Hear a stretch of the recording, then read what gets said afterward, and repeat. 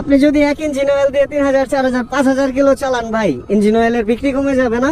এই জন্য engine oil company বা আসলে কিছু ওদেরও কিছু সোর্স থাকে, এরা দেখা গেছে যে ওদের ওই এজেন্ট গুলা এরকম বাইকিং কমিউনিটি বা বিভিন্ন ভাবে এগুলা ছড়াইতে থাকে যে 800 কিলোতে ফেলে দিবি, ইঞ্জিন নষ্ট হয়ে যাবো, কিন্তু এই কিন্তু সেই কিন্তু এই এডিটিভ ইউজ কর, ওই এডিটিভ ইউজ কর, এই অকটেন বুস্টার ইউজ কর, ওই অকটেন বুস্টার ইউজ কর। ভাই বাইকের যত কিছু এক্সট্রা আপনি ব্যবহার করবেন আপনার বাইকের জন্য তত বেশি ক্ষতি হবে।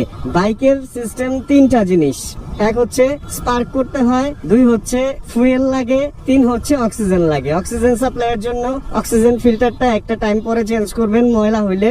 ইঞ্জিন অয়েল তো অবশ্যই দিবেন, ইঞ্জিন অয়েল ফিল্টারটা অবশ্যই সাথে চেঞ্জ করে ফেলবেন। আর যে ব্লাস্টিং এর জন্য যে 2টা জিনিসের কথা বলছিলাম অক্সিজেন ছাড়া, ফুয়েলটা পারলে ভালো দিবেন, ফুয়েলের মধ্যে কিচ্ছু মেশানোর দরকার নাই। আর আরেকটা জিনিস কি লাগে, স্পার্ক প্লাগ। স্পার্ক প্লাগের জন্য অবশ্যই স্পার্ক প্লাগটা 8 থেকে 10,000 কিলো পর চেঞ্জ করে ফেলবেন। অত কাহিনী কিচ্ছার কিছু নাই, এই লাগাইতে হবে সেই লাগাইতে হবে, স্পার্ক প্লাগের জন্য তার চেঞ্জ করতে হবে, স্পার্ক প্লাগের ক্যাপ চেঞ্জ করতে হবে, তারপরে গিয়ে ভাই এরকম মানে বাইকারদের বোকা বানানোর জন্য অনেক এজেন্ট কোম্পানির হয়ে কাজ করতেছে। ওরা বিভিন্ন ভাবে আপনাকে বোঝানোর চেষ্টা করবে যে ওই প্রোডাক্টটা বাইকে লাগাইলে আপনার বাইক ভালো থাকবে। ভাই এরকম কিছুই না।